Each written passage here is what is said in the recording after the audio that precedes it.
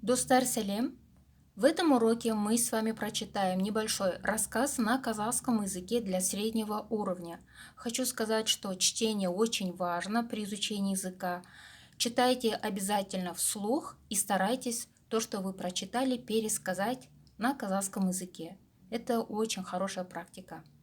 Прежде чем начать, хочу сказать всем большой рахмет за подписку, за лайки, за комментарии. Если вы не подписаны, подписывайтесь на мой канал, чтобы я дальше для вас могла снимать уроки.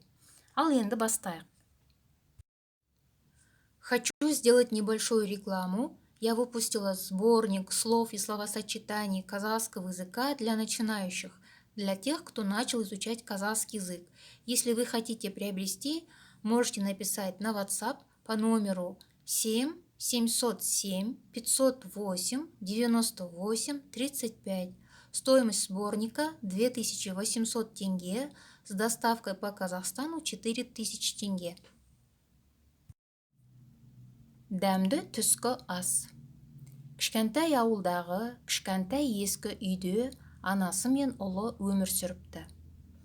Күнде анасы егістікте жұмыс істейді, ал ұлы үйде отырып түк істемейді.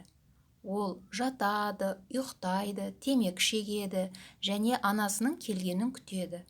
Ол өте жалқау болады.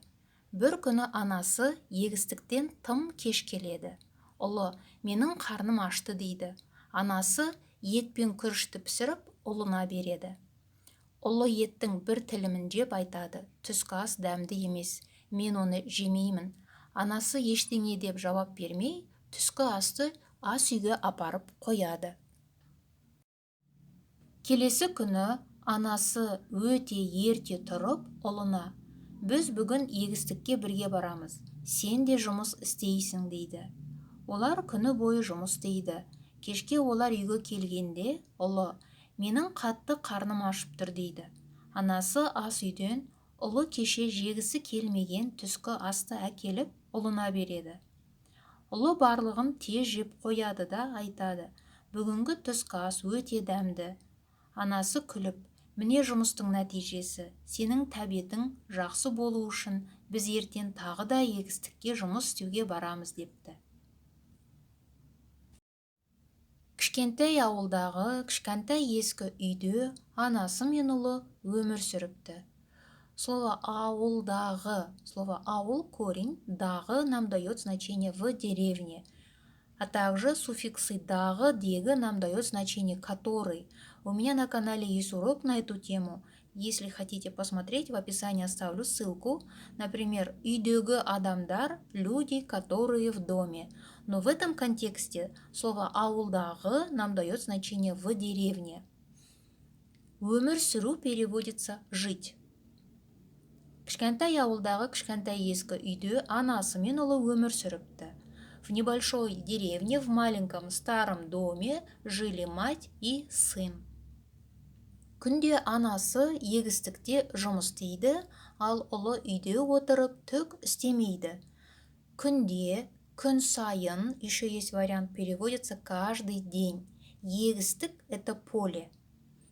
Түк переводится ничего. Синоним слова түк – это ештеме, ештеңе. А также слово түк переводится как щетина, ворс. Например, кілемнің түгі ворс ковра. Каждый день мать работала в поле, а сын сидел дома и ничего не делал. Ол жатады, ұйықтайды, темекі шегеді және анасының келгенін күтеді. Ол өте жалқау болады. Бір күні анасы егістіктен тым кеш келеді. Темекі шегу, темекі тарту переводится курить. Слово темекі, шылым, сигарета, табак. Келгенін күтеді, ждал, когда придет. Здесь обратите внимание, келу, да, корень слова кель, добавляем ген, потом оның келгені и келгенін. У меня тоже на канале есть урок на эту тему. Если хотите, можете посмотреть тоже. Келгенін күтеді, ждал, когда придет. Приход мамы, да, ждал. Жалкау слово ленивый, лентяй. Тым переводится слишком, очень. Если слово тым идет вместе со словами болмаса, тым болмаса или тым құрығанда, переводится уже хотя бы.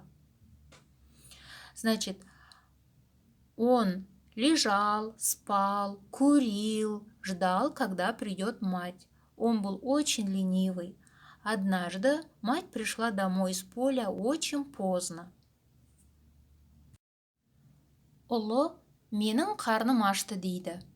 Анасы ет пен күрішті пісіріп, ұлына береді. Ұлы еттің бір тілімін жеп айтады.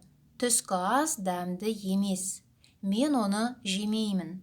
Анасы ештеме деп жауап бермей, түскі асты ас үйге апарып қояды. Здесь менің қарным ашты. Қарны ашу переводится быть голодным.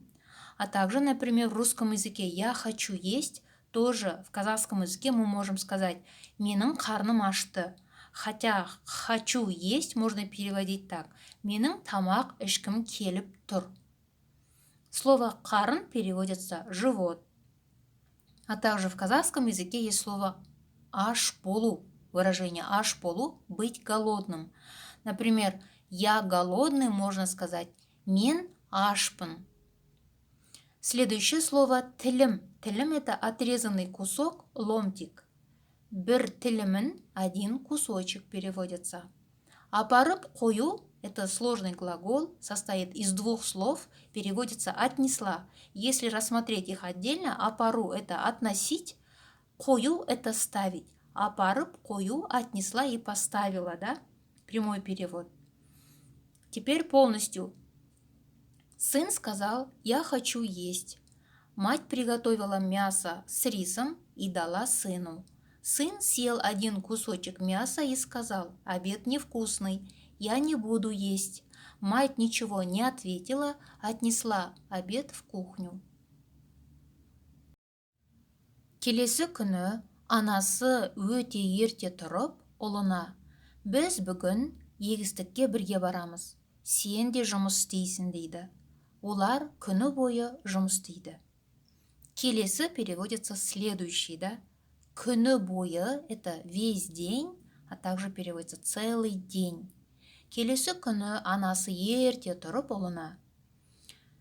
На следующий день, на другой день мама встала очень рано и сказала сыну: «Сегодня мы вместе пойдем в поле. Ты тоже будешь работать.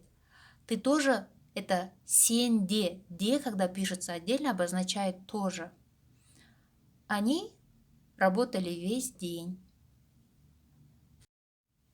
Кешке олар үйге келгенде ұлы: «Менің қатты қарным ашып тұр» дейді. Анасы ас үйден ұлы кеше жегісі келмеген түскі асты әкеліп ұлына береді.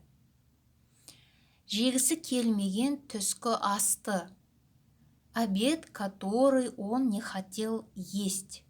Жегісі келу – это хотеть есть, а здесь жегісі келмеген, который не хотел есть. Келу, да? Кельме – это не нам дает, да? Кельмеген, который не хотел есть. Вечером, когда они пришли домой, сын сказал: «Я очень хочу есть. Менің қатты қарным ашып тұр». Мать принесла ему из кухни обед, который сын не хотел есть вчера, и дала его сыну. Ұлы барлығын тез жеп қояды да айтады: «Бүгінгі түскі ас өте дәмді». Анасы күліп: «Міне жұмыстың нәтижесі. Сенің тәбетің жақсы болу үшін біз ертең тағы да егістікке жұмыс істеуге барамыз» депті. Здесь нәтиже переводится результат. Здесь оно стоит в окончании нәтижесі. Жұмыстың нәтижесі. Третье лицо, окончание третьего лица притяжательной формой. Сенің тәбетің. Тәбет – это аппетит. Тағы да, слово тағы переводится еще. А когда она идет вместе да, тағы да переводится опять, снова и еще раз. Теперь перевод. Сын быстро съел обед и сказал: «Сегодня Очень вкусный обед. Мать засмеялась и сказала: вот результат работы. Завтра мы опять пойдем в поле работать, чтобы у тебя был хороший аппетит. Сейчас еще раз послушайте текст полностью на казахском. Дәмді түскі ас. Кішкентай ауылдағы кішкентай ескі үйде анасы мен ұлы өмір сүріпті. Күнде анасы егістікте жұмыс істейді, ал ұлы үйде отырып түк істемейді. Ол жатады, ұйықтайды, темекі шегеді және анасының келгенін күтеді. Ол өте жалқау болады. Бір күні анасы егістіктен тым кеш келеді. Ұлы: менің қарным ашты дейді. Анасы ет пен күрішті пісіріп, ұлына береді. Ұлы еттің бір тілімін жеп айтады: түскі ас дәмді емес, мен оны жемеймін. Анасы ештеңе деп жауап бермей, түскі асты ас үйге апарып қояды. Келесі күні анасы өте ерте тұрып, ұлына: біз бүгін егістікке бірге барамыз, сен де жұмыс істейсің дейді. Олар күні бойы жұмыс істейді. Кешке олар үйге келгенде, ұлы: менің қатты қарным ашып тұр дейді. Анасы ас үйден ұлы кеше жегісі келмеген түскі асты әкеліп ұлына береді. Ұлы барлығын тез жеп қояды да айтады: бүгінгі түскі ас өте дәмді. Анасы күліп: міне жұмыстың нәтижесі, сенің тәбетің жақсы болу үшін біз ертең тағы да егістікке жұмыс істеуге барамыз депті.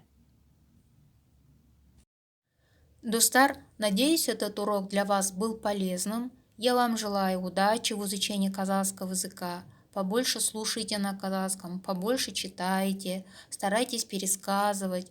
Это даст свой результат. Также хочу сказать, если мои уроки полезны для вас, можете поддержать мой канал донатами. В описании оставлю координаты. Келесі сабақта кездескенше сау болыңыздар.